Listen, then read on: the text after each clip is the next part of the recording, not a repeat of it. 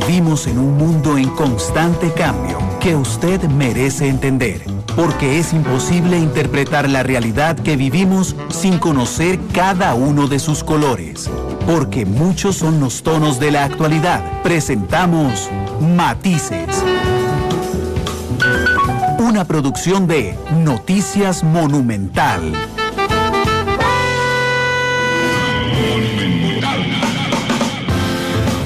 2 de la tarde con 4 minutos. ¿Qué tal? Muy buenas tardes. Bienvenidos a Matices, este espacio de Radio Monumental que genera análisis de los temas que son noticia en Costa Rica y en el mundo, con los hechos más importantes, los análisis más importantes y los protagonistas también, que generan una enorme difusión a través de las diferentes plataformas. Yo les recuerdo que estamos en vivo ya en Facebook, también a través de la plataforma de Noticia Monumental, y que pueden enviarnos sus comentarios y preguntas también a través de la plataforma 89935-935. Así es que muchas gracias de verdad por estar con nosotros.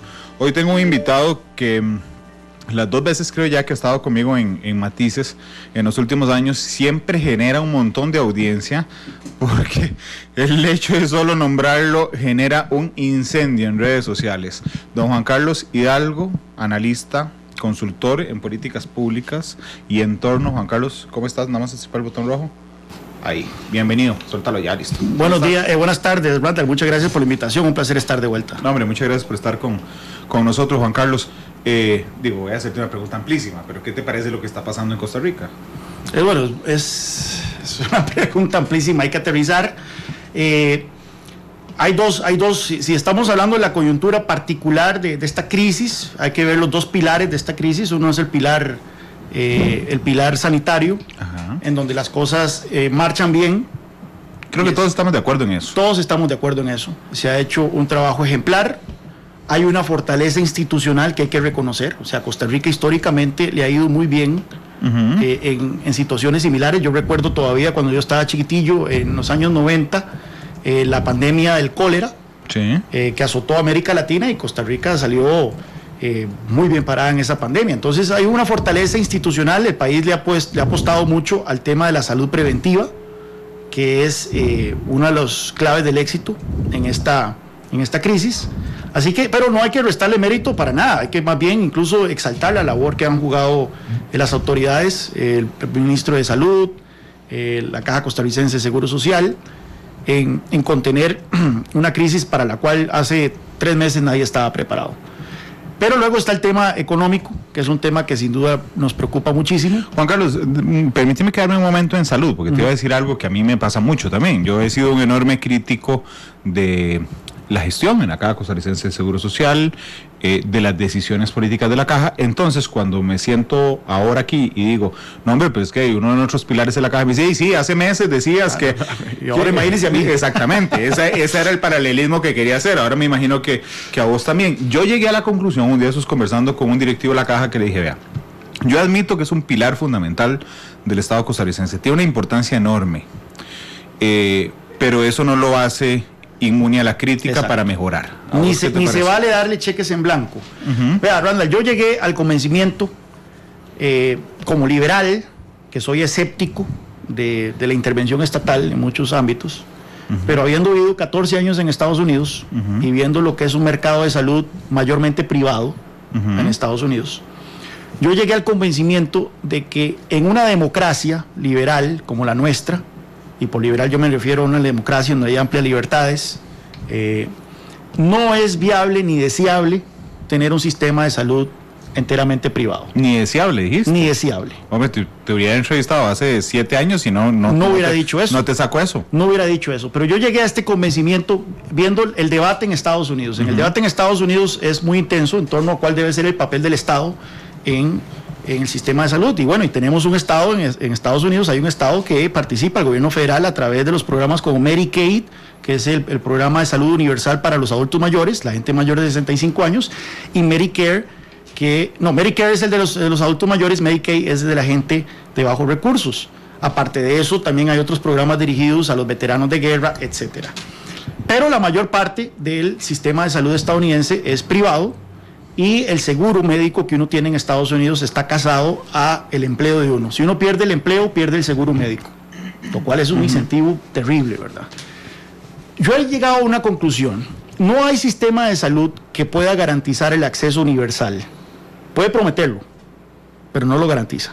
Si usted ve cualquier discusión sobre un sistema de salud en el Reino Unido, en Canadá, en España, en los demás países desarrollados que tienen sistemas universales, que son naciones desarrolladísimas, que tienen amplios recursos, veremos que las discusiones sobre listas de espera, gente que se muere esperando un procedimiento, gente que tiene que esperar 6 meses, 1 año para que le reemplacen una cadera, etcétera, son muy similares a las discusiones que tenemos aquí en Costa Rica. Entonces, no hay un sistema de salud que pueda garantizar acceso universal a la salud, que sí puedes prometerlo. Ahora bien, las dos maneras en que un sistema de salud raciona,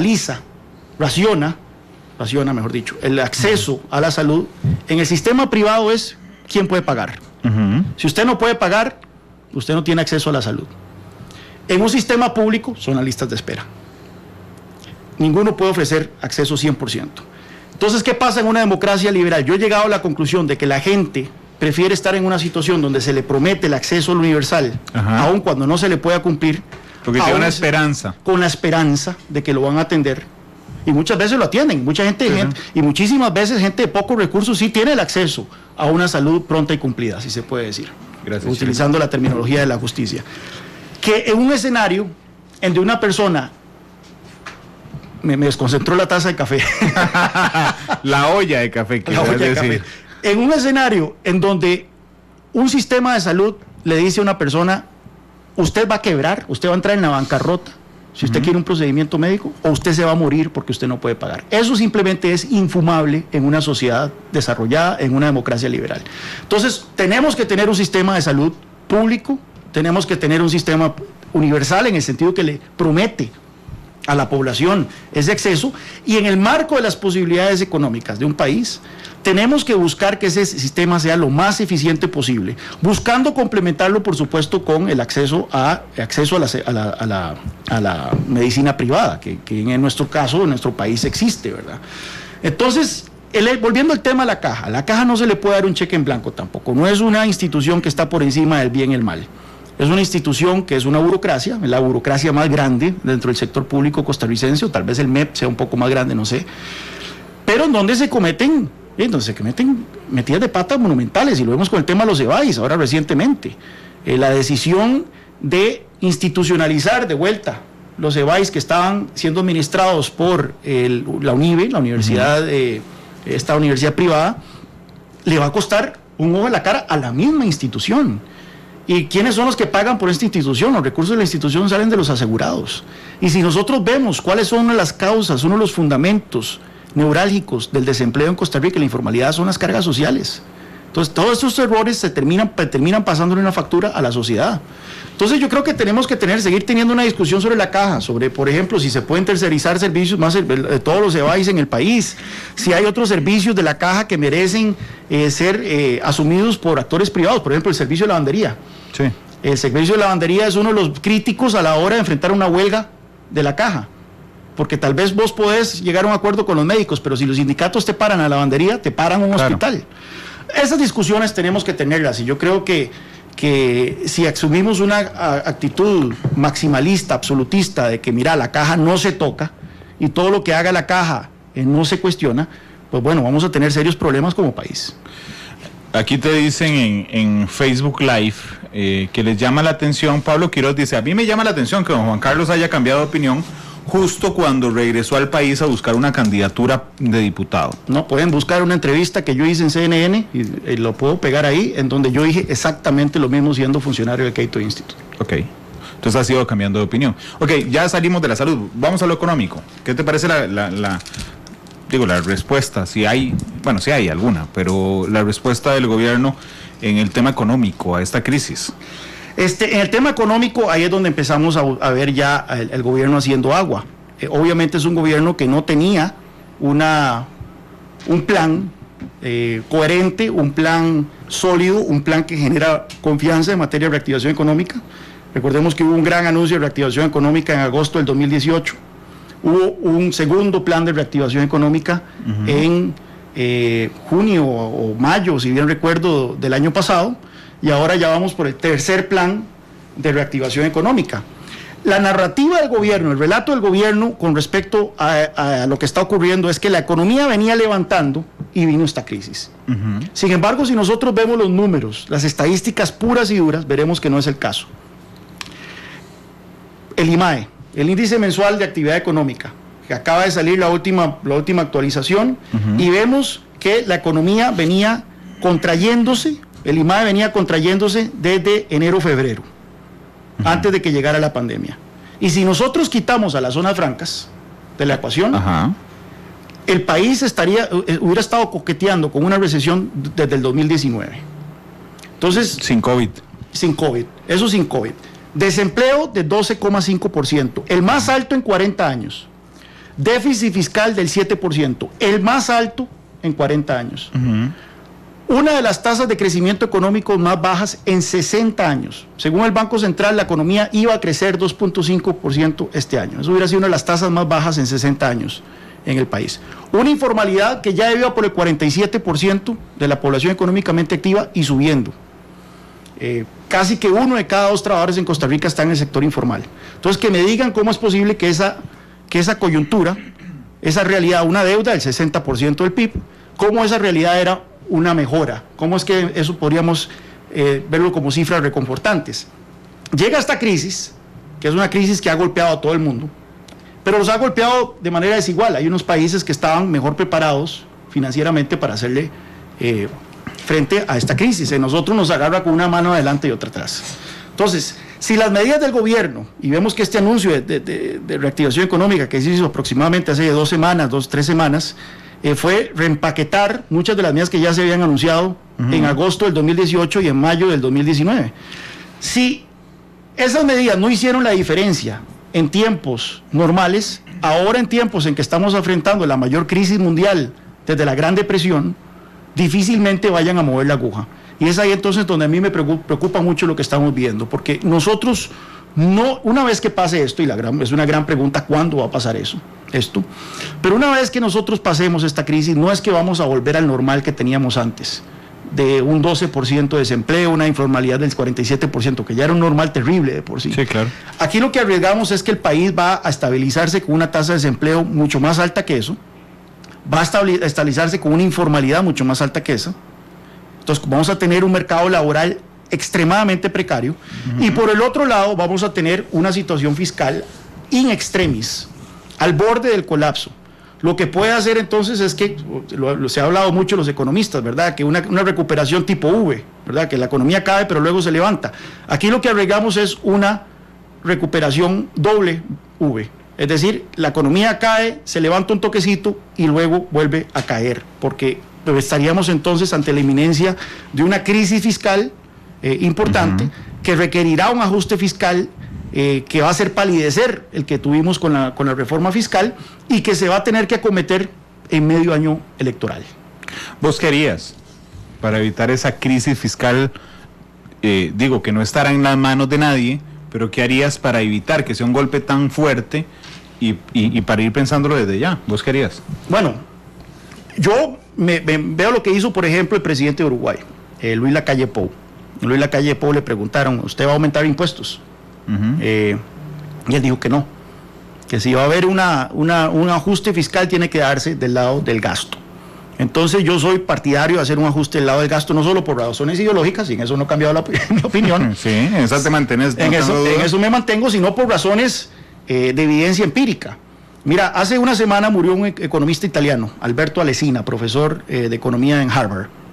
Él se volvió famoso por sus trabajos sobre el tema de las consolidaciones fiscales, y publicó un libro que salió el año pasado junto con 2 colegas italianos, en donde ellos analizan 200 episodios de consolidación fiscal en países de la OECD, de 1970 al 2014. Costa Rica no es el primer país ni será el último en que vive una situación fiscal in extremis.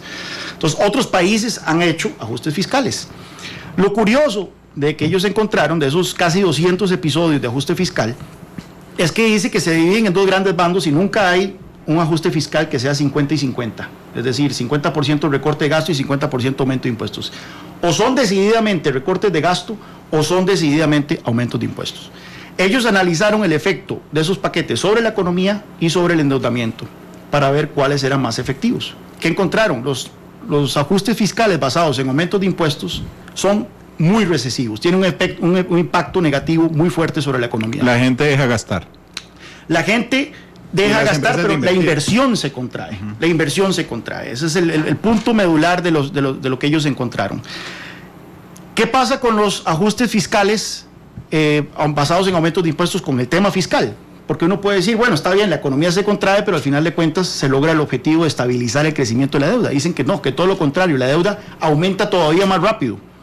¿Por qué? Porque al contraerse la economía, esa proporción, esa relación deuda-PIB se hace más grande. Tenemos un denominador, el PIB se hace más pequeño. O sea, tenemos un denominador que se hace más pequeño. Entonces, los ajustes fiscales basados en aumentos de impuestos son contraproducentes, tanto en materia de crecimiento económico como en materia de estabilización fiscal.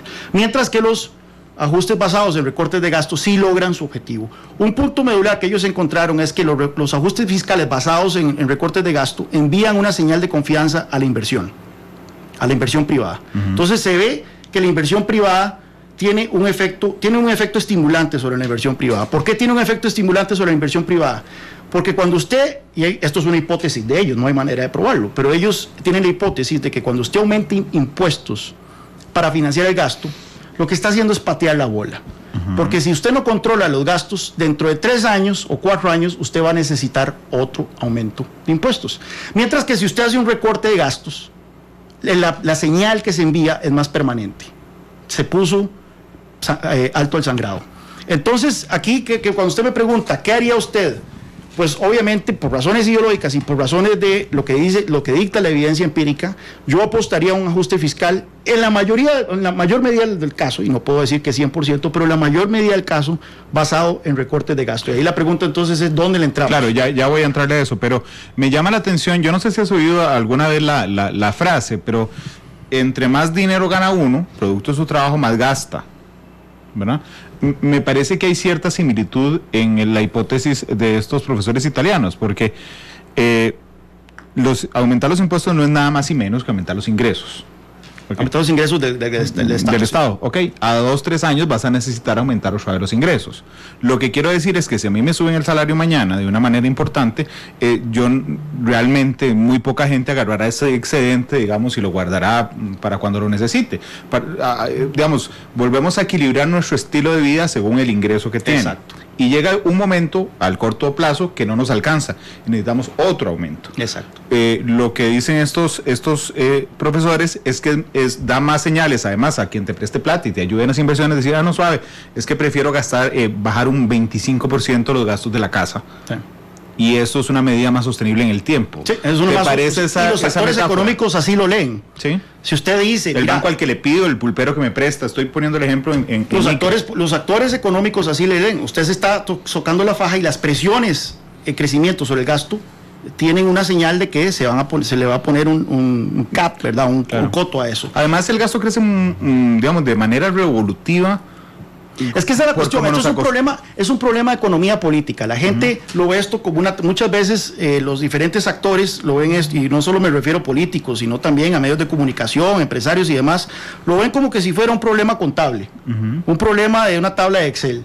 Entonces dice, bueno, tenemos un faltante de 10, vamos 5 y 5 en cuanto a recortes de gasto y aumento de ingresos, y ya con eso se soluciona, sin tomar en cuenta que esto tiene dinámicas propias. Por ejemplo, es una dinámica de que estamos ante políticos que solo están 4 años sirviendo, o menos, incluso si estamos hablando del ministro de Hacienda, que están siempre 4 años sirviendo su periodo. Bueno. Está bien. Entonces, ¿qué pasa? Sí, un presidente tiene el incentivo de estabilizar la situación en el presente, pero no necesariamente dejar una situación estable en el futuro. Y es por eso que entonces tal vez un presidente, si puede patear la bola, la va a patear al que le sigue, sin tomar las medidas del caso. Pero si va a tomar una decisión de estabilizar las finanzas, va a tener un sesgo a aumentar impuestos que a recortar el gasto. ¿Por qué?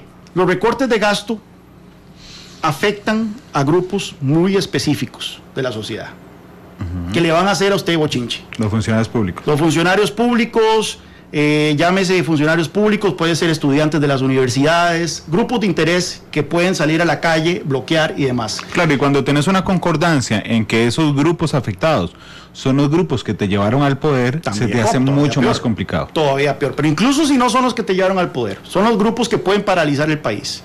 Mientras que si usted aumenta los impuestos, la gente va a berrear, la gente va a escribir pestes tuyas en redes sociales, pero no te van a bloquear el país.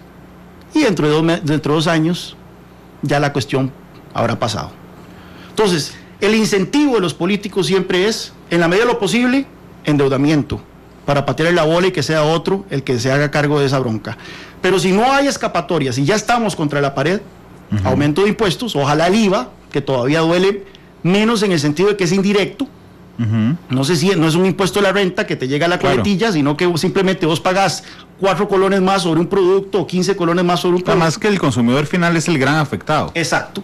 Y entonces así lográs estabilizar las finanzas para que no te estalle la economía durante tu periodo, pero en los últimos 2 años de mandato o algo así, podés empezar otra vez a soltar la llave del gasto para quedarle bien a tus grupos de interés. Y lo estamos viendo con este gobierno.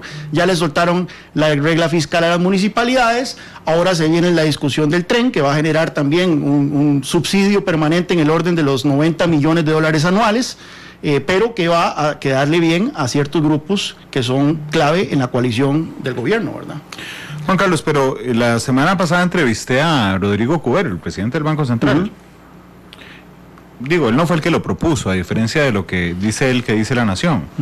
Pero digo, está de acuerdo, él dice, Randall, empecemos a discutir ya el aumento en el IVA y de aquí a 2 años tomamos la decisión. No se había secado la ley de la tinta sobre la reforma fiscal cuando ya estaban planteando aumentar el IVA. Y esto es algo que quienes nos opusimos al IVA lo advertimos. El IVA es una maquinita de hacer dinero para el gobierno.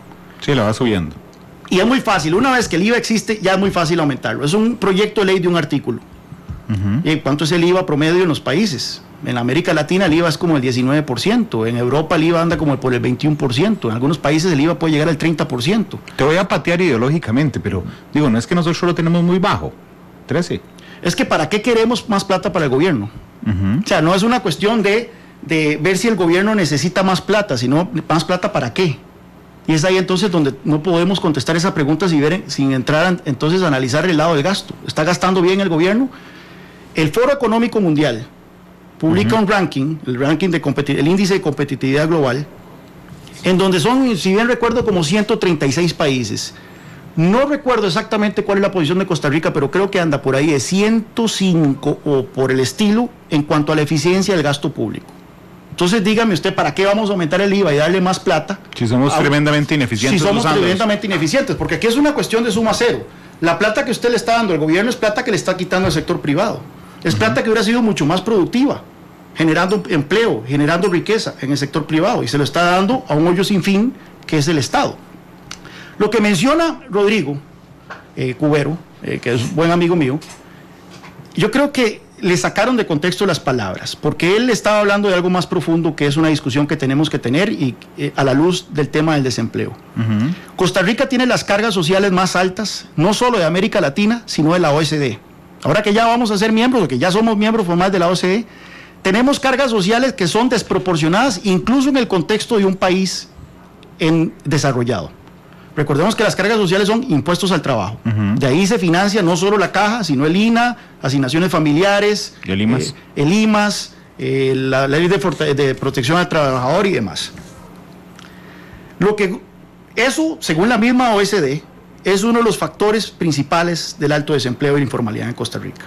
Si nosotros queremos reducir el desempleo y la informalidad en Costa Rica, sí o sí tenemos que reducir las cargas sociales. Pero ¿cómo vamos a hacer para reducir las cargas sociales sin financiar a todos esos programas? De ahí sale no solo las pensiones y el seguro médico, sino también la lucha contra la pobreza y la educación técnica en el INA y demás. Lo que Rodrigo plantea es: pasémosle ciertas cargas sociales al presupuesto de la República. Pero eso implicará entonces aumentar el presupuesto de la República. Solo el 5 puntos de las cargas sociales que se van a asignaciones familiares, solo son como 2 puntos porcentuales del PIB, según me dijo Juan Luis Bermúdez, el presidente de IMAS.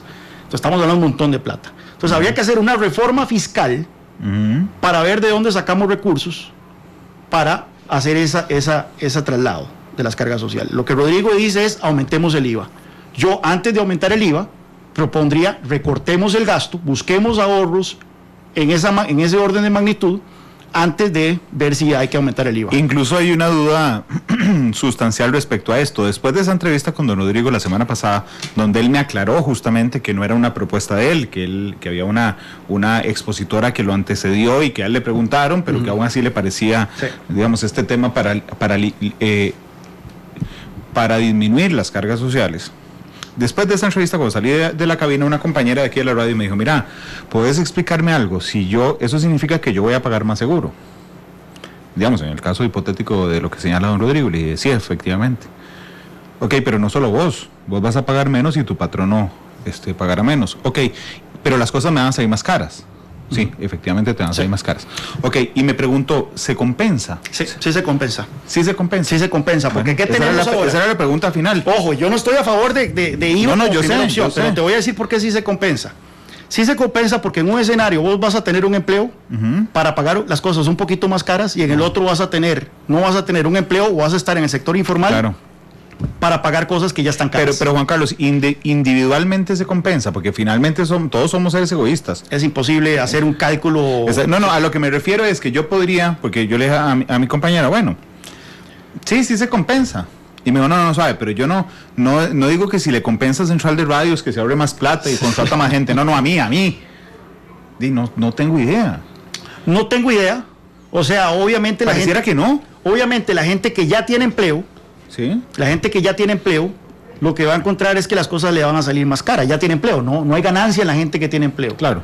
Pero la gente que está desempleada y la gente que está en el sector informal, y nuevamente cuando hablamos del sector informal estamos hablando de la mitad de la población económicamente activa. A ellos sí les va a hacer una diferencia tener un trabajo formal, que los trabajos formales son mejor pagados que los informales, tener un trabajo formal en donde sí después les sale un poco más caro todo, pero por lo menos tienen con qué pagarlo. No, está bien, pero no hay una manera más sencilla de intentar disminuir la informalidad. Hay un tema que a mí me parece increíblemente fácil de hacer.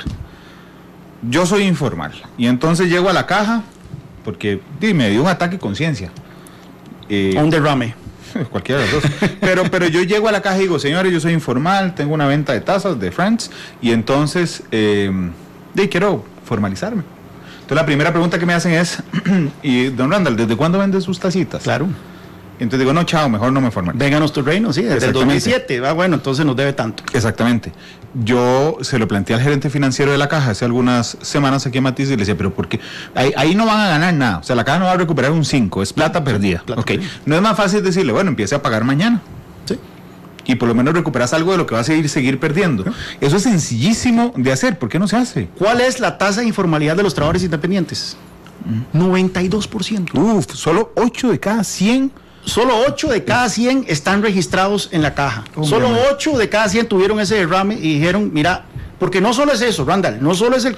Hombre, me va a doler la próxima vez que llene el IVA el 15. No solo es eso, no solo es el hecho de ese cobro retroactivo que te hacen, sino también el hecho de que vos como trabajador independiente tenés que pagar doble, tenés que cotizar doble. Sí, la cuota tuya y la cuota tuya y la del patrono. Entonces te capan casi que el 20%.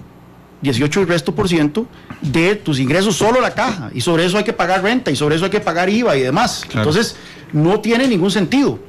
Claro, esas son medidas que hay que tomar. La caja se opone. Ya hay proyectos de ley. Bueno, pues, la caja acaba de absorber esos CBAIs con 30% más. O sea, ¿qué esperamos de que la caja haga? La caja se opone. Y ahí nos lleva a otro tema, y tal vez voy a anunciar un poco sobre el tema de la columna la próxima semana. Dale, además, déjate la columna. De una vez.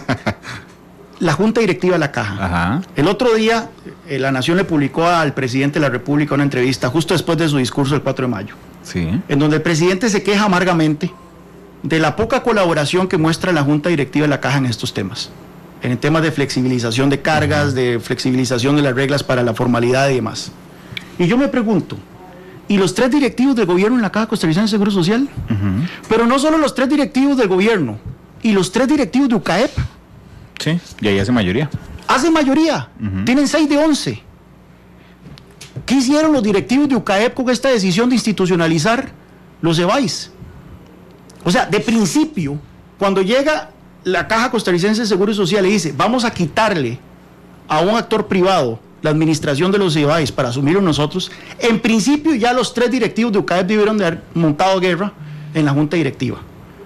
Digamos que piden un estudio para ver cómo está la cosa, pero ya por principio ya tuvo que haber habido una posición. Se aprueban unánimemente, todas esas cuestiones se aprueban unánimemente. ¿Qué están haciendo los directivos de UCAEP en la Caja Costarricense de Seguro Social? Sí, porque es curioso, porque de hecho creo que hoy mismo salió una nota en La Nación de que 3 directivos piden una investigación. Sí. Una de ellas es María José Alfaro. María José Alfaro de la FAEP. Exactamente. Y yo dije, uy, pero no lo ahora que la torta está hecha. Sí. Ahora que ya hay, ¿cuánto es la cuenta? Pero las decisiones... 6.600 millones solo en remuneraciones. Los pronunciamientos de la Caja Costarricense, porque todos los proyectos de ley que tienen que ver con la Caja, porque yo puedo llegar a la Asamblea Legislativa o alguien puede llegar a la Asamblea Legislativa y presentar proyectos de ley para corregir todas estas cosas. Si la Caja se pronuncia, ya no se puede hacer nada. Con solo la Caja que se pronuncie, la Junta Directiva. Ya hay proyectos de ley para dar una amnistía y que no cobren retroactivamente, para que los trabajadores independientes no tengan que pagar doble, etcétera. Todo se ha pronunciado en contra de la Caja Costarricense de Seguro Social unánimemente. Los directivos de UCAEP han dicho no a todas esas iniciativas. Es que parece que el sistema los absorbe, ¿no? El sistema los absorbe. Al final de cuentas, Mario de Bandas, el representante sindicalista, termina siendo el que tira línea en esa junta directiva. Y ahí es donde yo también le hago un llamado, exhorto al sector empresarial de Costa Rica y a la UCAEP a que hagan algo con sus directivos en la Caja. No puede ser de que tengamos esa institución y vea, con los 3 directivos en la Caja es el equivalente a una fracción legislativa de 19 diputados. Las cosas que se podrían hacer con una fracción de 19 diputados. Y eso sin sumarle los del gobierno, que ya serían entonces 29 diputados o más. Y ya tenés mayoría para hacer lo que quieras. Y ya tenés 32 con eso. Exacto. Pues bueno, esos son los grandes problemas estructurales que tenemos en este país. Yo he hecho estas preguntas a amigos empresarios y lo que recibo son grillos, un silencio sepulcral. No sé por qué. Okay. En tu última columna, la de ayer, de La Nación, fuiste muy fuerte, muy fuerte, criticando la separación de don Rodrigo Chávez como ministro de Hacienda. Y la llegada de Elian Villegas, a quien dijiste que las agencias internacionales tenían miedo de que fuera un sí señor del presidente. Pero dijiste algo que a mí me llamó mucho la atención y que le he dado seguimiento en las últimas horas. Vos dijiste, esto fue para favorecer a las municipalidades cuya mayoría está en poder de Liberación Nacional. La pregunta final fue la con la que cerraste el artículo. Dijiste, ¿a cambio de qué? Vos viste que no contesté la pregunta. No, es el final. En el momento que yo contesto esa pregunta me van a acusar de especulaciones, de hipótesis, de teorías de conspiración y demás. Así que yo simplemente en mi columna planteé los elementos que son irrefutables. Un elemento irrefutable es que la salida de don Rodrigo Chávez generó un terremoto en los mercados. No en los mercados, o sea, no, las bolsas de Hong Kong no cayeron, pero por lo menos cuando se trata de los bonos de deuda exterior de Costa Rica, sí hubo una caída de 5 puntos, e inmediatamente las agencias calificadoras y otros entes que analizan el riesgo de Costa Rica salieron a pronunciarse de muy mala forma. Y yo cito Eurasia Group, que es esta consultora de Ian Bremmer, uno de los principales analistas a nivel internacional, en donde dijeron que la salida de Rodrigo Chávez y el nombramiento de Elian Villegas es una mala señal sobre el compromiso del gobierno de la República con la consolidación fiscal y que temen de que Elian Villegas sea un yes man. Ese es el término que usan. Entonces, eso es un hecho irrefutable, eso no es una opinión mía. El otro hecho irrefutable es que sabíamos que eso iba a pasar. Vea, Rodrigo Chávez no fue santo de devoción de nadie, a diferencia de Rodrigo Aguilar, Rocío Aguilar. Rodrigo Aguilar generaba mucho apoyo entre las cámaras empresariales y de todo. Las metidas de pata que tuvo Rodrigo Chávez, donde insinuaba que los empresarios que andan en buenos carros son evasores de impuestos y demás, no le ganó amigos en ninguna parte. Pero era un tecnócrata con 30 años de experiencia en el Banco Mundial, que fue puesto en esa posición precisamente por el hecho de que no venía del riñón del partido de gobierno, y el partido de gobierno es percibido por los mercados como un partido dispendioso que no tiene ningún compromiso con la consolidación fiscal. Entonces era como una garantía. Sabíamos que si quitamos a ese señor de ahí, iba a haber un remesón en la credibilidad fiscal del país y el gobierno. Pues bueno, el presidente tomó una decisión deliberada de asumir ese riesgo. Y la pregunta es, ¿por qué? Sabemos cuál fue el punto de quiebre. El punto de quiebre fue muy identificable. Esa relación venía mal. Sí, indudablemente. Ajá. Pero hubo un punto de quiebre. La ley que exime a las municipalidades de la regla fiscal. Uh-huh. Don Rodrigo Chávez exhortó públicamente al presidente a vetarla. Y el presidente no le hizo caso y la firmó. Uh-huh. Y eso ya bastó para que el presidente... Ahora la pregunta es, ¿por qué el presidente firmó esa ley? Algunos podrían decir, bueno, es que no le queda otra. Yo lo dije, yo dije eso. Vi. Yo dije eso, no queda otra, son 43 votos. Son 43 votos, pero 10 de ellos son del PAC. Sí, pero te voy a contar una cosa, uh-huh, y ya sigo con vos. En Azul, cuando el ministro de Hacienda hace pública la carta donde uh-huh, le exige al presidente vetarla, de ellos, yo aunque sea director, sigo reporteando y hablé con varios diputados, uh-huh, algunos del PAC, y les dije, ¿cómo está la situación? Uh-huh. Entonces me dijo, no, nosotros ya nos sentamos y le dijimos, si usted veta, establece una distancia enorme con la fracción que no lo apoya. Pero qué curioso, porque la fracción del PAC fue la única fracción que entero salió a decir inicialmente que estaba en contra del proyecto. Pues dio vuelta. ¿Y por qué se dieron vuelta a tal punto que estaban dispuestos a romper con el presidente públicamente? Uh-huh. Para un proyecto que es Iniciativa de Liberación Nacional, de la diputada María José Corrales, uh-huh, y que beneficia a las municipalidades, 50 y tanto de tales están en manos de Liberación Nacional. La mayoría, indudablemente. Entonces, ¿por qué de repente el Partido de Acción Ciudadana se sintió tan casado con este proyecto de supuestamente amenazar al presidente con separarse? Te lo digo porque yo hablé con 3 diputados del PAC. ¿Y por qué el presidente decidió incurrir un mini terremoto financiero, uh-huh, para apoyar un proyecto que no era de su autoría, de su agenda? Bueno, esa es la gran pregunta. Yo creo que hubo una negociación entre Liberación y el PAC, Juan Carlos, alrededor de este proyecto, y la pregunta es, ¿a cambio de qué? Cuando yo leí tu columna, que realmente me pareció muy interesante, vamos a ver, lo que decís con datos es irrefutable. O sea, hay más de la mitad de municipalidades son de Liberación Nacional. El proyecto es de Liberación Nacional. El proyecto es de María José Corrales. El PAC inicialmente dijo que se oponía. Exactamente, eso es irrefutable. Sí. Esos son hechos que están sobre la mesa. Pero digamos, vos sos PUSC. Sí. El PUSC ahí apoyó el proyecto, solo una diputada. Un diputado. María Vita, y María Vita. Y 3 diputados votaron a favor. Ok. Digo, entonces yo fue la primera pregunta que se me ocurrió para la entrevista. Yo dije, pero le voy a preguntar a Juan Carlos, pero usted quiere ser diputado del PUSC, ahí está el PUSC apoyando el proyecto. Terriblemente. Y hay que hacer un mea culpa. No es ningún secreto, Randall, de que la fracción del PUSC no tiene mayor coherencia ideológica en muchos temas, o programática. Uh-huh. Y si nosotros, no es un invento mío, o sea, nuevamente, hechos. Ahí está. Si nosotros vemos las grandes votaciones, uh-huh, es muy difícil ver a la fracción del Partido Unidad Social Cristiana votando monótona, al unísono, en una dirección dada. Siempre encontrás 4 diputados acá, 5 allá, 3 acá, 2 acá, etcétera. Y esa es una de las grandes críticas que yo a lo interno hago, a lo interno y ahora a lo externo. El PUSC debe aspirar a ser el partido de la sanidad fiscal. El PUSC debe aspirar a ser el partido de la responsabilidad fiscal. Claro, pero la mayoría de la fracción no piensa como vos. Por lo menos de los diputados, de los 5 diputados presentes que estaban ahí, la mayoría no opina como yo. Habría que ver los otros que se salieron, sí, o que no estaban, qué pensarían. Pero sin duda alguna es una crítica válida, es una crítica que yo hago al interno del partido. Y vamos a ver cómo me da. Si es capaz que me echo encima a mucha gente dentro del partido y no va a llegar pero ni a ser síndico de Palmichal de Acosta, ¿verdad? Pero lo que quiero sí es aspirar a un partido de unidad que se convierta en esa fuerza seria, coherente, uh-huh, en los 2 grandes temas que va a enfrentar el país en este mundo post-COVID, que son el desempleo y la informalidad y el tema fiscal. Juan Carlos, la otra pregunta que tenía sobre tu columna, y tiene que ver más de fondo, digamos, y menos con color político, yo al puro inicio de el plan fiscal se aprueba y después viene una discusión que no había tenido campo durante la negociación del plan fiscal, que era si las municipalidades sí o no, o sea, si las tocaba o no las tocaba. Porque efectivamente esa discusión no se dio, digamos, durante el trámite del proyecto. Y al inicio, cuando alguien me decía a mí, ¿Vos estás de acuerdo en que alguien esté fuera del plan fiscal? Me ponía furioso. Yo decía, no, ni las universidades, ni la caja, ni las municipalidades, malditos municipalistas que quieren...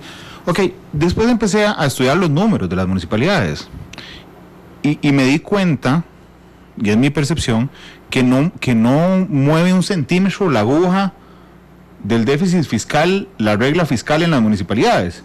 Y entonces, realmente a esta altura, y lo quiero discutir con vos, me parece absolutamente intrascendente que el ministro de Hacienda, por un tema que no mueve la aguja en lo más mínimo, haya expuesto así al presidente y haya generado una situación donde efectivamente el presidente decide tener un mini terremoto político. No nos olvidemos de que esto no solo es el ministro de Hacienda, sino la Contraloría General de la República, el Banco Central. Los órganos técnicos del Estado costarricense se pronunciaron en términos inequívocos sobre ese proyecto de ley.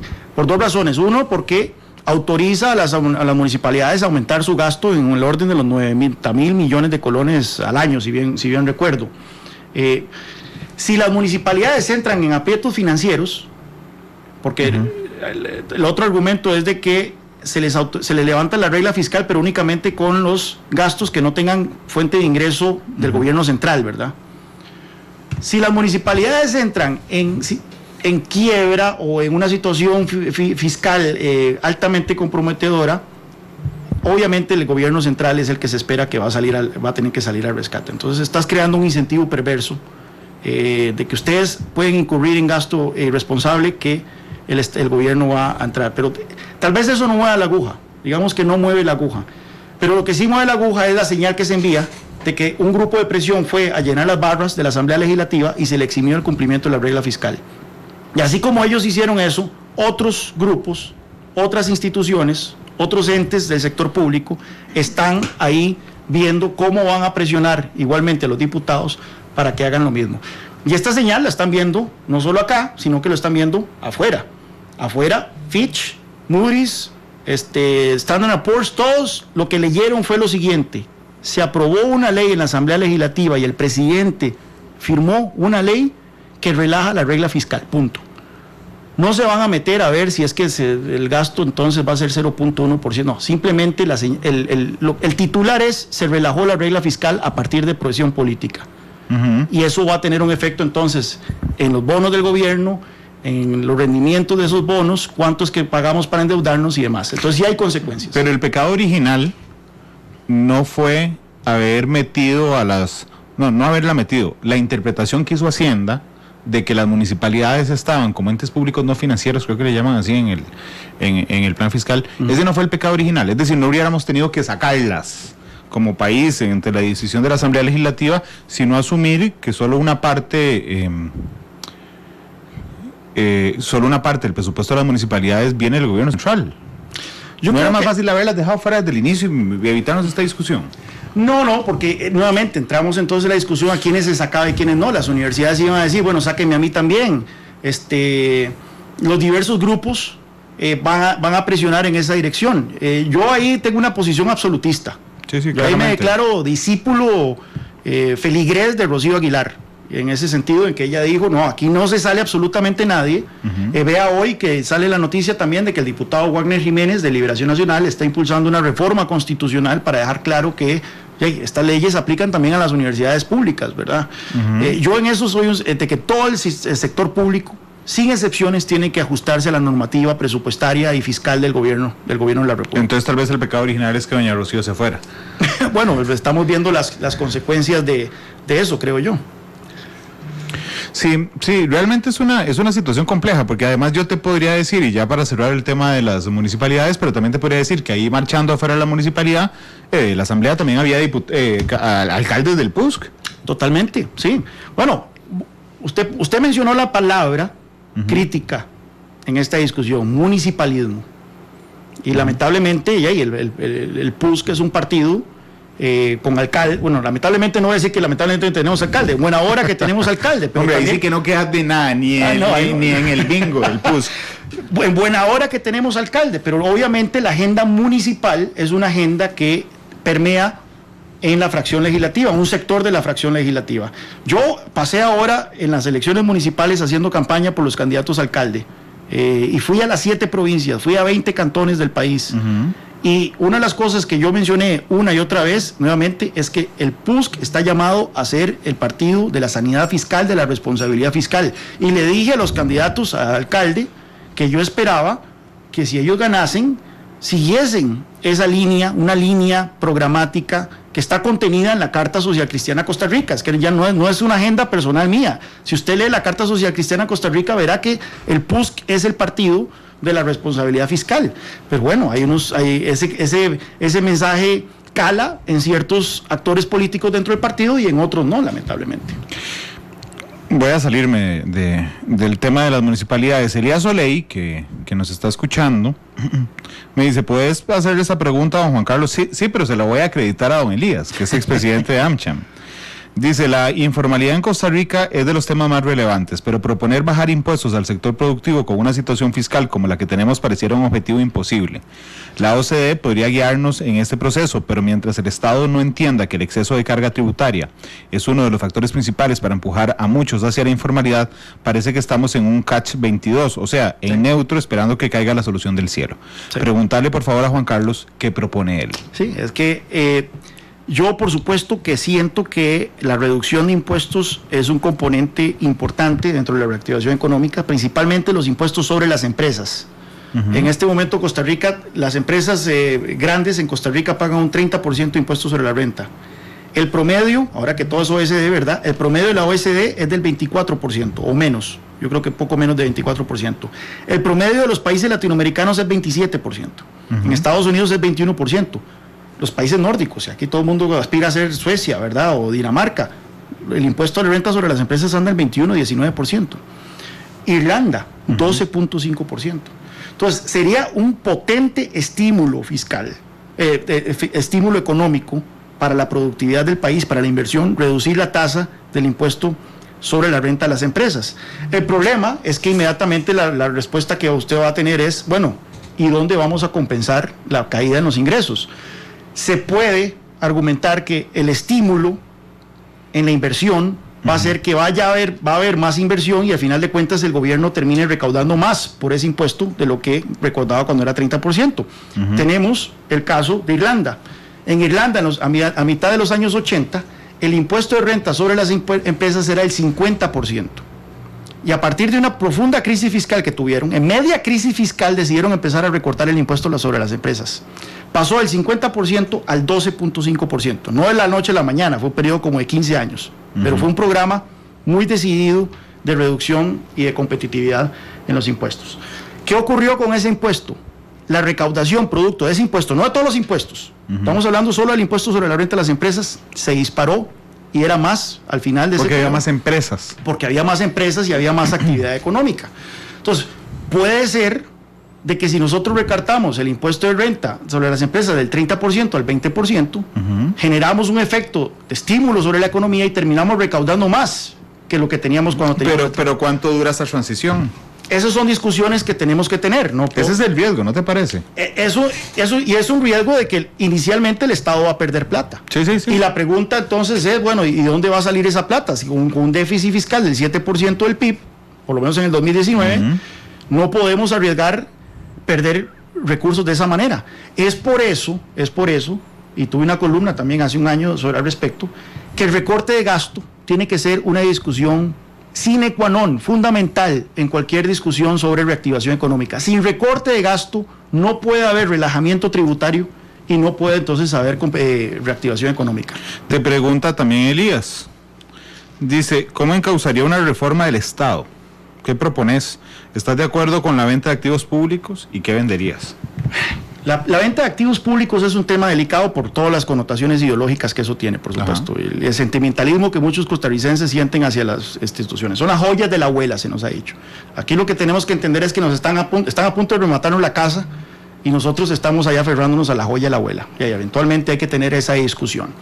Sin embargo, de nada nos sirve vender el Banco de Costa Rica, vender el INSI, de todo, si no cerramos la llave del gasto.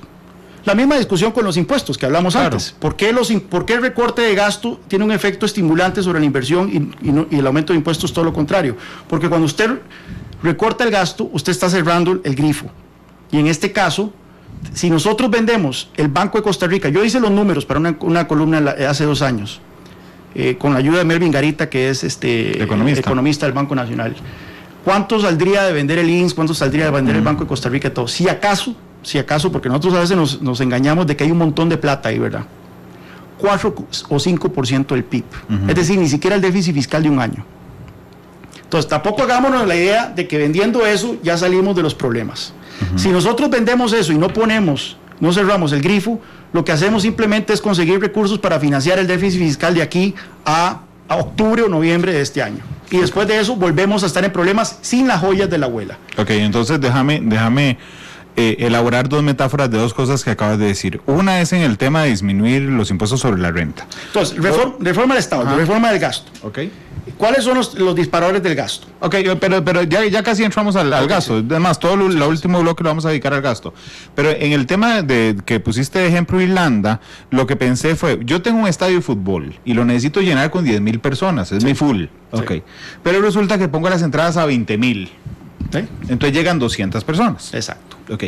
Es preferible que yo venda las entradas a 750 y se llene. Y se me llene y voy a terminar recaudando más que cobrando, pero el riesgo que me sumo, que es el que yo te señalaba, es que no llegue tanta gente para compensarlo en los primeros partidos. Ese es un ejemplo. Aquí un punto medular en esta discusión es que no hay pomadas canarias. Si yo puedo resumir mi experiencia en políticas públicas en una sola oración, es no hay pomadas canarias. Así que debería publicar un libro nada más con ese título y todo el resto blanco. Reducir los impuestos de las empresas de nada vale, no voy a decir de nada vale, es una expresión muy absolutista, ayuda en algo, pero poco efecto tendrá si en materia regulatoria seguimos con regulacionitis, ¿verdad? Y toda la maraña regulatoria que hay en este país, si en tema de tarifas eléctricas seguimos con las tarifas eléctricas más altas de la región, si contamos con todas las otras ineficiencias que hay en esta economía. Vea que ahora que hicimos un diagnóstico para entrar a la OCDE nos dijo que Costa Rica tiene los segundos mercados menos competitivos de la OCDE, después de Turquía. Entonces, tiene que haber un conjunto de reformas estructurales que todas vayan en la misma dirección. Reformas en el área del mercado laborales, en áreas de precios de las tarifas en electricidad y combustibles, en área de regulaciones y demás. Pero sí, eso fue lo que hizo Irlanda. Irlanda no fue que simplemente bajó el impuesto de renta a las empresas y de repente la economía pasó de ser el tercer país más pobre de Europa Occidental a ser el segundo más rico de Europa Occidental. No, hubo otro montón de reformas estructurales, pero todas encaminadas a hacer de la economía una economía más competitiva, más eficiente. Y es ahí en donde tenemos que aspirar. Pero sí, efectivamente, la lógica detrás de reducir el impuesto a las empresas es, va a haber más inversión, va a haber más actividad económica, y eso podría generarle más ingresos al Estado. Ok, y voy a ponerte la otra metáfora que pensé para entrar al tema del gasto. Si yo de un momento a otro en mi casa me disparo en el gasto, en lo que sea, y resulta que me va a caer un embargo encima, y entonces vuelvo a ver a la cochera y veo el carro. Y ok, vamos a ver. Esa es mi joya de la abuela. Y entonces yo digo, bueno, me va a caer el embargo encima, agarro el carro, voy, lo vendo, vengo y pago. Digo, bueno, listo. Ok, pero si yo sigo gastando los siguientes 2 años sin carro, voy a llegar exactamente a la misma posición, voy a volver a ver a la cochera y ya el carro no va a estar. Y la situación es más compleja si yo no disminuyo el gasto de la casa. Y no solo eso, vender activos estatales cuando uno anda en quema es malo para el Estado y para la economía. Para el Estado porque uno lo vende en quema. Lo vende baratísimo. El que me caiga a comprar el carro se lo vendo a lo que me dé. Y segundo, porque yo en aras, y esto ya de una manera muy... Usualmente los activos del Estado se encuentran en mercados poco competitivos, ya sea porque el Estado tiene un monopolio estatal sobre la actividad o porque es el actor predominante, como es el caso, en este caso, del INS en el mercado de seguros, o el Banco de Costa Rica dentro del sistema financiero. No es el actor predominante, pero sí es uno de los principales. Claro. Cuando el Estado vende activos, parte del atractivo de ese activo entonces no solo es el activo en sí, sino la posición dominante del mercado. Entonces usted lo que está haciendo es vender un monopolio o oligopolio estatal a un monopolio o oligopolio privado, y eso no es conveniente. Lo ideal es que una privatización de activos se dé en el contexto de más bien liberalizar mercados, fomentar competencia en mercados, no pasar de un monopolio público a uno privado. Claro. Entonces, la discusión de los activos, yo creo que tenemos que llegar ahí sin duda alguna, lo apoyo 100%, que no digan que otra vez estoy cambiando de opinión, esta es mi posición, pero antes tenemos que tener reformas importantísimas del lado del gasto para no tener esa situación entonces donde vendimos activos y 2 años después nos encontramos en una situación igual. Y no sería ni siquiera 2 años, estamos hablando de 1 año después. Son las 2:58, permíteme hacer la pausa comercial, volvemos para hablar del gasto, pero yo quiero hacer esta parte más interactiva. Les voy a preguntar, ayer hice una encuesta en mis redes mientras conversaba con el doctor Bosa de la Caja. Hoy les voy a preguntar en mis redes, si pueden responderme, ¿qué se les ocurre a ustedes dónde se puede recortar el gasto? Y dentro de unos minutos, cuando regresemos de la pausa comercial, converso sobre las ideas de don Juan Carlos Hidalgo. 2:59, ya volvemos.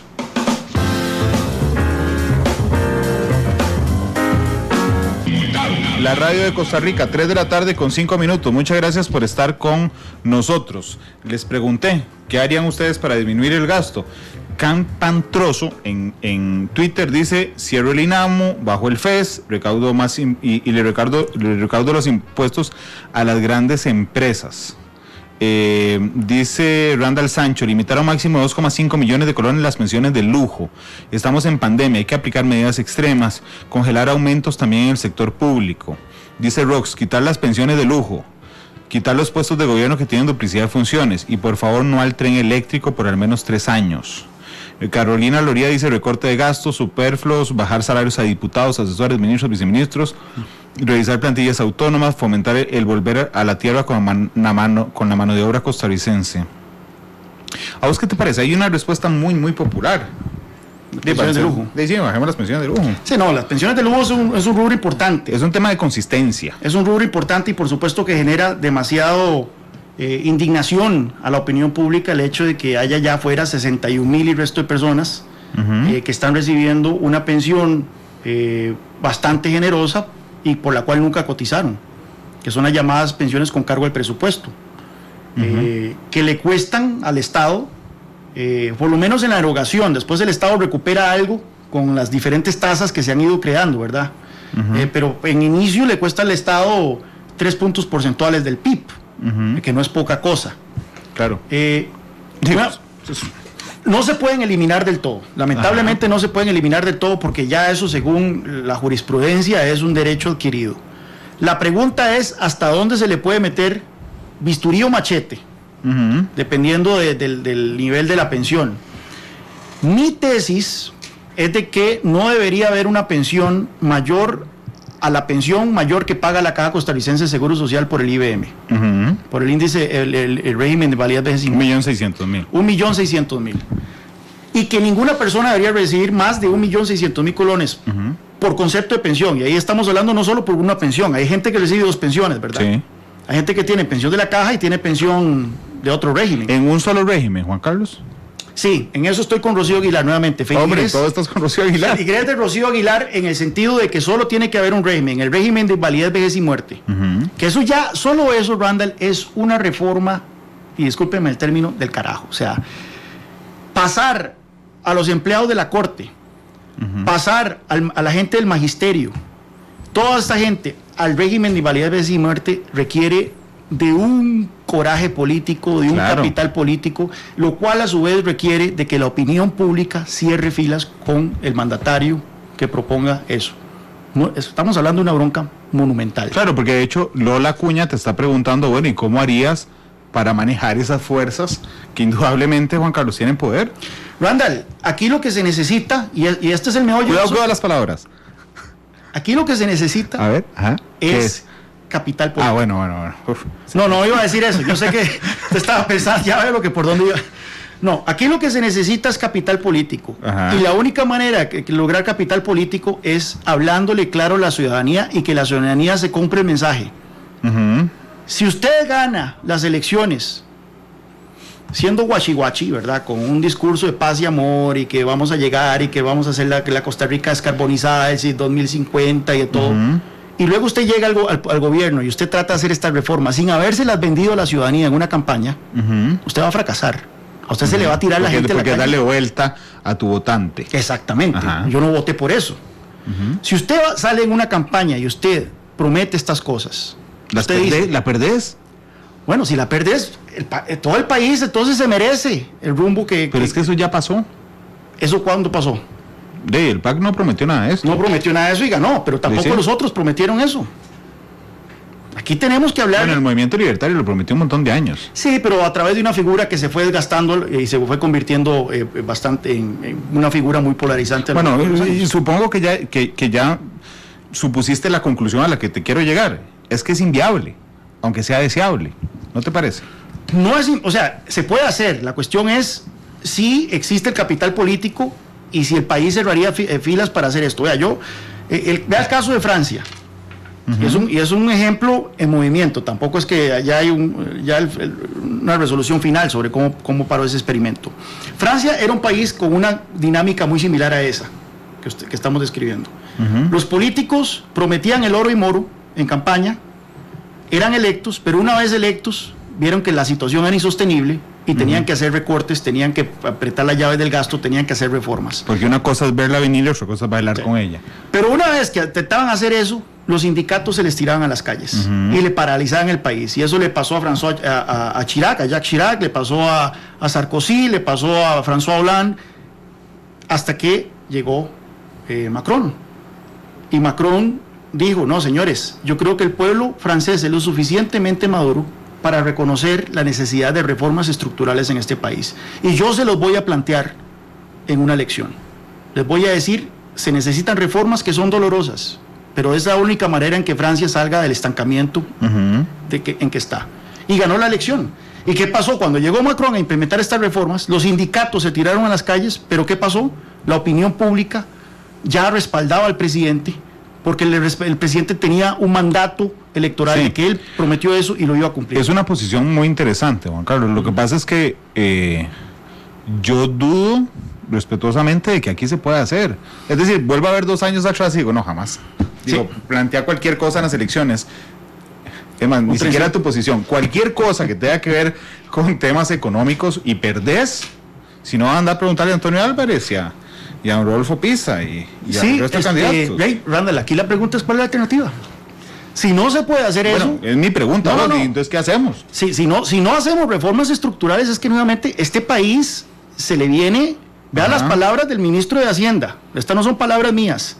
El contrato social y la institucionalidad democrática de este país está en juego por la clase de crisis que se viene si no hacemos reformas estructurales profundas. Esa fue la carta de renuncia del ministro de Hacienda. Sí. Y yo comparto ese diagnóstico. Tal vez no comparto las medidas todas que él planteaba, pero sí comparto la gravedad del problema. Y es ahí entonces en donde tenemos que proyectar eso. Y mucha gente dice, mira, no vas a llegar muy lejos en política si sos tan pesimista.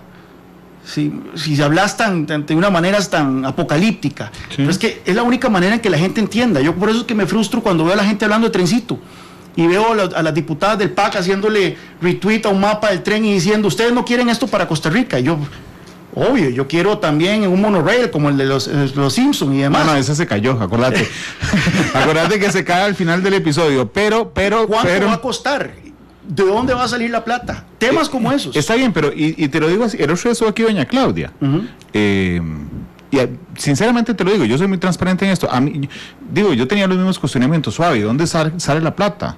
Pero según los estudios, que evidentemente yo no hice, sino que me presentaron, yo dije, bueno, se recupera rápido o incluso sale balanceado. Sospecho que no tener la misma posición. Yo me he dedicado a ver los estudios, y bueno, aquí de hecho ando un resumen porque venía una reunión sobre eso. Efectivamente, ellos dicen que los beneficios del tren superan a los de los costos en un orden de 3.000 millones. 77% de esos beneficios que ellos estiman, el estudio de factibilidad estima, viene del ahorro de tiempo de la gente. Pero eso no necesariamente se traduce en ingresos del Estado. Claro, es una externalidad. Pero entonces seguimos con la misma pregunta. ¿De dónde va a salir? Y sobre cómo calcularon el ahorro, el valor económico, el ahorro del tiempo, yo estoy con grandes dudas sobre cómo lo hicieron. Y ando detrás de expertos que me digan si estos cálculos en verdad son sólidos. Y ojalá que la prensa también se meta a desmenuzar estos números para ver si los números se sostienen. Por ejemplo, sostienen de que el tren va a ahorrar 80 vidas al año. en accidentes de tránsito, pero al mismo tiempo dicen que solo un 3% de los carros van a ser retirados de las calles por el tren. Sí, tú ves cómo llegan a esa conclusión. ¿Cómo llegan a esos números? ¿Cómo llegan a esas conclusiones? Pero incluso si los tomamos como números fehacientes, verdaderos, sólidos, el 77% de los beneficios de este tren, según los cálculos del gobierno, vienen de ahorro de tiempo y otras externalidades que no representan un ingreso para el Estado. Seguimos con el mismo problema. El Estado va a tener que pagar es un ahorro para la ciudadanía. Es un ahorro para la ciudadanía, pero eso no significa que el Estado va a tener entonces los recursos para pagar ese subsidio, que en el orden de $90 millones al año. Juan Carlos, es algo poco común que yo haga. Pero vos me darías ese resumen. Sí, claro, aquí está. Sí, digo, es para bueno, eso es como todas las... No, y te puedo hacer llegar mucho más. Ahí está, aquí hay varias preguntas, incluso que son preguntas interesantes que se puede hacer. No son los foros yo pensé que eran los foros del programa. No, esto es que vengo de una reunión, pero por ejemplo, ¿por qué el INCOFER no ha aprobado el estudio de factibilidad? ¿Ya usted? ¿Por qué el proyecto de infraestructura más grande del país no ha pasado por el Consejo Nacional de Concesiones? No sé si viste la Nación ayer, de que se van a crear 27 pasos a desnivel. ¿Cuántos de los otros pasos no se van a hacer? Creo que son como 20 y resto. Usted sabe que estos trenes van a correr cada 5 minutos. Sí. Es decir, y no van a correr necesariamente en sincronizados. Van a pasar... Sí, por diferente línea. Por diferente línea. No va a haber una sola línea en los puentes. No es que los puentes van a ser de doble línea, porque eso requeriría una inversión brutal. Entonces, no es que los trenes van a pasar en todas las intersecciones de manera sincronizada, uno yendo para el otro. Entonces, significa que en un montón de intersecciones donde no va a haber paso de nivel, los trenes van a estar corriendo cada 2.5 minutos con aguja. ¿Cuál va a ser el impacto de eso sobre el tránsito? Eso no viene en el estudio de factibilidad, no se calculó ese impacto. Ok. Entonces, ¿Se lo vas a preguntar al INCOFER y a la primera dama? Bueno, espero que los diputados de mi fracción... Hombre, ¿cuál parte? La parte con la que yo me hablo. Bueno. Esa mitad. Entremos al recorte del gasto. Recorte del gasto. ¿Va a tomarle fotos mientras? No, quédeselo. Bueno, no, pero igual va a tomarle fotos, porque si alguien me lo pide ahí. El tema del gasto. ¿Qué es lo que hay que hacer? Bueno, ya está la ley de empleo público. Vea la entrevista que ayer le hicieron a la ministra Pilar Garrido, en donde habla que el ahorro sería como 143.000 millones de colones. Si se aprueba para todo el sector público. Si se aprueba únicamente para el gobierno central, serían 70.000 millones de colones. Nada más para que tengamos claro el factor que tendríamos aquí, con el cual lidiar. Eso sí, te pido que no lo subas en redes porque todavía estos documentos... No lo voy a subir. Para que veamos aquí el problema que tenemos, la magnitud del problema. Digamos que la economía regresa a crecer un 3%, los supuestos de que volvemos a un periodo más o menos de normalidad en términos de crecimiento económico y demás. La cantidad de gasto que hay que recortar para estabilizar la deuda, es decir, para que la deuda del gobierno central deje de crecer, anda por ahí de 870.000 millones de colones al año. Es decir, hay que encontrar recortes de gasto en el orden de 870.000 millones de colones al año para que esa deuda deje de crecer. Entonces, para que veamos la magnitud del problema. Digo, es enorme. Es enorme. Estamos hablando de los Avengers contra Thanos en la última película. Realmente es una tarea casi imposible. Ok, entonces cuando la ministra de Planificación sale a decir, esta ley de empleo público nos puede ahorrar o 70.000 millones por gobierno central o 143.000 millones por todo el sector público, tenemos que irnos por los 143.000 millones. Ya que interesante, el gobierno ahí cambió un poco la estrategia. Al inicio había presentado una ley de empleo público que iba a aumentar el gasto público en el corto plazo, porque iba a dar la posibilidad de que los empleados públicos que ya están se pudieran pasar al nuevo régimen de salario único, lo cual hubiera aumentado el salario en el gasto en el corto plazo. Y ahora el gobierno entró en razón de que eso no puede ser. Entonces, ley de empleo público es fundamental, pero en la misma entrevista la ministra dice que en los próximos años, y no especifica cuánto, un 15% del sector público va a salir, de los empleados públicos va a salir. Entonces no hace falta hacer recortes de empleados, no hace falta tirar empleados públicos a la calle, si en los próximos años un 15% de los empleados públicos va a salir ya sea por pensión o por motivos personales. Bueno, ahí tenemos entonces una oportunidad también para fuertes ahorros si hay un congelamiento del empleo público, pero un congelamiento de verdad. Tal vez con pequeñísimas excepciones, y puedo pensar yo el tema de las policías, por supuesto, pero que el resto sí haya un congelamiento férreo en el gasto público. Estamos hablando también hoy, está hablando el tema de las anualidades y otros puntos. Bueno, congelar ese tipo de pagos en anualidades, aumentos salariales, la transferencia del FES, congelarlos en términos nominales hasta que la deuda de Costa Rica no vuelva a bajar del 60% o incluso más del PIB. No estamos para tafetanes, ¿verdad? Entonces, ya eso estamos ahí hablando de ciertos gastos. Yo insisto en el tema del salario escolar. Y tal vez el salario escolar se podría meter dentro de la discusión de la ley de empleo público. Sí. Ahí estamos hablando... Vos sabes por qué me reí, ¿verdad? Obviamente, y yo sé el papel que usted ha jugado aquí poniendo ese tema sobre el tapete. Sí, obviamente, sí. Y la lamentable resolución del fallo de la Sala Constitucional, que básicamente hubiera sido mejor que saquen un fallo diciendo no nos da la gana recortar este beneficio que nosotros disfrutamos, porque es visible incluso para alguien que es un lelo en términos de derecho ver la justificación que dio la Sala para eso. Pero salario escolar estamos hablando de 140,000 millones de colones al año. Ok, déjame ser muy puntual, nada más para mi resumen mental. Sí. Ok, congelarías las plazas del Estado. Congelamiento del empleo público, que es importante a la luz de esa estadística que brinda la ministra Pilar Garrido de que un 15%. Para sí. Para todo el sector público. Para todo el sector público, con pequeñísimas excepciones. Ahí llevo dos. Entonces, después, el tema de las pensiones, lo hablábamos antes. Una reforma que establezca que un régimen único de pensiones, que es el régimen de invalidez, vejez y muerte, y que ninguna pensión que nadie reciba por concepto de pensión, más de 1.6 millones de colones, que es la pensión máxima de la Caja Costarricense de Seguro Social. ¿Y la gente que aporta por un salario de 8, 12 millones? Bueno, en el sector privado la gente que aporta en ese orden sigue recibiendo 1.6 millones. Sí. Entonces en el sector público debe ser igual. O sea que el principio de solidaridad que se aplica al sector privado aplica también al sector público. ¿Cuál es la solución de los privados que ganan eso?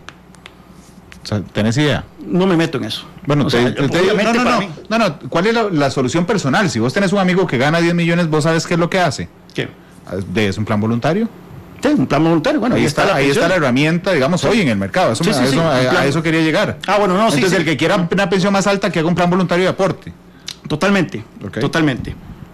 Entonces, eso en términos de pensiones para disminuir el costo de las pensiones, pero hay que tapar los huecos de las pensiones. ¿Cuáles son los huecos de la pensión? Principalmente el régimen de la Corte, ¿verdad? Que es un régimen donde el Estado, como patrono, aporta muchísimo más de lo que aporta en el IBM, ¿verdad? Ok, decime que no tenés que ir a presentar un amparo próximamente. Yo no me arriesgaría, pero... Entonces, tenemos eso por el tema de las pensiones.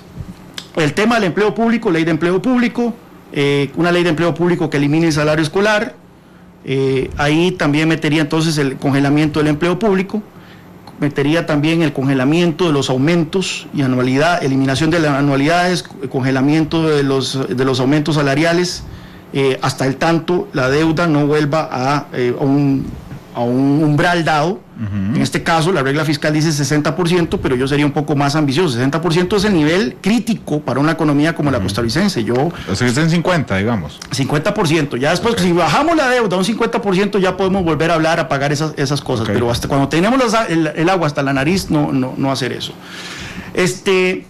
Después está el tema de la deuda. En este momento la deuda es el servicio de la deuda es el principal erogación del gobierno central. Es la principal fuente de gasto, los intereses y el principal. Entonces ha habido un reacomodo de la deuda. El gobierno ha estado cambiando deuda interna cara por deuda externa barata. Hasta el momento en que los mercados externos también empezaron a hacer socollones, ¿verdad? O sea, los eurobonos eran más baratos que el endeudamiento. Claro, pero nadie esperaba esto que pasó. Pero ahora con esto que pasó y la degradación de notas de Fitch y de todo, ya esa ecuación ya no está. Y es por eso que el gobierno ya no habla de eurobonos. Y ahora ha recurrido a financiamiento de organismos internacionales, que sí son mucho más cómodos, porque son más a largo plazo y con una tasa de interés mucho menor. Pero eso es un ordenamiento que se va a acabar pronto. O sea, estos organismos no nos van a dar plata. Ese es un límite corto de la tarjeta de crédito. De manera indefinida. Ajá. Y viene con un riesgo que es el riesgo cambiario. Sí. Si por algún motivo hay un socollón en el tipo de cambio, vamos a tener entonces que el peso de la deuda, que recordemos que los ingresos del gobierno son en colones, y si hay que hacer servicio de deuda en dólares, eso es muy complicado. Entonces, yo lo que creo, y eso viene en unas declaraciones hoy de un economista en La Nación, de que hay que hacer un mapeo, y probablemente ya se ha hecho, de la deuda interna también, y ver qué de esa deuda puede ser readecuada. ¿Cuánta deuda es con el mismo Estado y muchas veces el mismo Estado se está cobrando intereses del 9% sobre la deuda, ¿verdad? ¿Cuánta deuda podría ser condonable? Hay cierta deuda que no es condonable. La deuda que tiene el gobierno central con los bancos no es condonable, puesto que esos son los ahorros de los costarricenses. Claro. La deuda que tiene el Estado con las pensiones de la caja no es condonable, puesto que esas son las pensiones de los costarricenses. Pero hay otras tal vez que sí pueden ser condonadas. Entonces, hacer un mapeo de la deuda para ver cómo podemos hacer para reducir lo máximo posible el servicio de deuda, que es en este momento el principal rubro donde se está yendo la plata. Juan Carlos, me quedan 2 minutos y tengo 2 preguntas más. Sí. Ok, una, se la voy a ir a hacer a Chelita a ver qué te echó a vos en el café, o si vos sos Harry Potter, porque hay 3 de estas medidas. Digo que aunque yo podría estar de acuerdo con vos 100%, pero aunque tengas una varita mágica no las vas a sacar aquí. Ni la eliminación del régimen de pensiones del Poder Judicial, o sea, como amigo, olvídalo, porque eso no va a pasar. Una batalla eso perdida. Lo dijo Rocío Aguilar también. Es una batalla perdida, sí. La otra es el tema de el congelamiento de aumentos de salario y todo esto hasta que llegue la deuda 50. Y la última, y aquí sí necesitas un conjuro, pero digo, estilo Harry Potter, la última película, es eliminar el salario escolar. La primera, recordemos que no es eliminarlo para los que ya están, es para los nuevos. Los que ya están en el régimen, en el sistema del Poder Judicial. Es para los nuevos entrantes que en lugar de pasar a las pensiones de la Corte, vayan y eso sería para todos los otros demás regímenes, y así lograríamos esa consolidación de pensiones. No digo, en el fondo yo puedo estar de acuerdo con vos, lo que digo es, ¿y cómo lo vas a hacer viable? Bueno, hay que transmitirle a la opinión pública costarricense la gravedad del problema, porque hasta que no aterricemos lo grave que está la situación en el país, obviamente vamos a seguir optando por el nadadito de perro, que eso es lo que nos ha caracterizado a lo largo de los años. Yo no quiero que caigas en depresión, pero has notado que le caes mal a la mitad a la gente. Digo, yo también, pero a lo que me refiero es y cómo. Mi pregunta frecuente es el cómo, y cómo vas a hacer para convencer a la gente a la que vos le decís esto y te odian, Juan Carlos, de entrada. Hoy apenas anuncié que estabas aquí, había un montón ahí metidos, pero para decir a este hablador de paja que no hace nada. ¿Cómo convences a la opinión pública de esto? Pues alguien tiene que decir las cosas. O sea, obviamente yo voy a morir en el intento, tal vez. No voy a llegar a ninguna parte, nuevamente, ni a concejal ahí de Platanar, de Ciudad Quesada. Pero alguien tiene que decir estas cosas porque la situación del país no pinta nada bien. Y a mí me duele mucho ver, cuando nosotros analizamos Costa Rica, hay muchas cosas que hemos hecho bien como país. Por ejemplo, ahí lo vemos con el tema de la pandemia en el aspecto sanitario. Pero yo me pregunto, ¿por qué un país con las condiciones de Costa Rica no es un país desarrollado? ¿Por qué no damos ese salto a la prosperidad? Y más bien, ¿por qué aquí nos estamos batiendo con una tasa de desempleo la más alta en 40 años, con niveles de informalidad de casi el 50%, con un gobierno que está al punto al borde de la quiebra? Yo quiero un país desarrollado. Y es por eso que estoy tal vez en esta quijotada, sí, es una quijotada, tratar de convencer a la gente. A mí, ¿sabes qué es lo que me preocupa? Realmente, Juan Carlos, y ya te hice como 4 preguntas de las 2 que me quedaban. Que uno puede decir, bueno, si uno notara cierta consistencia, ¿verdad? Porque insisto, está claro que quiere ser diputado. Si uno mirara cierta consistencia en el grupo político, uno pensaría, digamos, que pueden tener cierta injerencia. Y con todo el respeto te digo, ni siquiera tu fracción no es tuya, la fracción del PUSC, ni siquiera propone estas cosas. Hay muchas cosas que yo he propuesto que sí están en proyectos de ley. No, claro, pero digamos, estoy hablando de la fracción. Sí, no, la fracción del PUSC. Por ejemplo, de consolidar los regímenes de pensiones, hay un proyecto ya presentado en esa dirección. El tema de... yo te noto mucho más pasional que la fracción entera, para decir. No, eso no hay ninguna duda. No hay ninguna duda. Yo sé que yo estoy metiéndome en un partido que es un partido de sombrilla amplia, donde conviven muchas tribus y muchas facciones políticas. Hombre, es un toldo de zapote, no es una sombrilla amplia. pero bueno, Y yo lo que quiero es, yo aspiro a un PUSC que se case con esta agenda. Y yo no lo voy a lograr solos. O sea, solo si gente que piensa similar levanta estas banderas a lo interno del partido o se une al partido para levantar estas banderas. Y eso por lo menos esa es la única vía posible que yo veo para poder arreglar este país. La última pregunta en serio. En 30 segundos. Ayer se presentó un presupuesto extraordinario, con un recorte, según el gobierno, de manera importante. Hay algunos diputados que me dicen, esto es un chiste. Sí. ¿A vos qué te parece? Bueno, 50,000 millones de esos, ¿cuánto era? De 75,000 o 50,000 millones era ahorro de intereses, de deuda, precisamente, y eso no es un recorte de gasto, ya eso estaba presupuestado. Entonces ahí estamos hablando únicamente de 15,000 millones. La dirección es positiva, se está hablando de recortes de gasto en lugar de aumentarlo, aunque lo del tren vendría a revertir todo eso, ¿verdad? Pero no es suficiente, se requiere mucho más que eso. No, la última pregunta es si te soñás con el tren. No, mentira. Con el tren. No, la última pregunta es la canción, Juan Carlos. No te la advertí en corte comercial. El invitado tiene que escoger canción. Chumbawamba, I Get Knocked Down. ¿Cómo se llama esa? No sé, pero Glenn ya la está buscando. Chumbawamba. Chumbawamba, es una canción yo creo que fue en los años 97. Ya te voy a decir de qué año es. Estoy intentando hacer memoria. Por supuesto que la estoy buscando en internet. Chumbawamba. Chumbawamba es el grupo. Es el grupo. Ajá, y la canción se llama... Por Dios. Esa. ¿Es esa? Dios contenta, Juan Carlos, gracias. Es un placer tenerte aquí. Hasta luego, a las 7, la tercera emisión de Noticia Monumental. Mañana, en horario especial, porque mañana hay jornada del fútbol, mañana Cartagena le ganará a Herediano. A la 1:30 estará con nosotros el ministro de Seguridad Pública, don Michael Soto. Feliz tarde, hasta luego.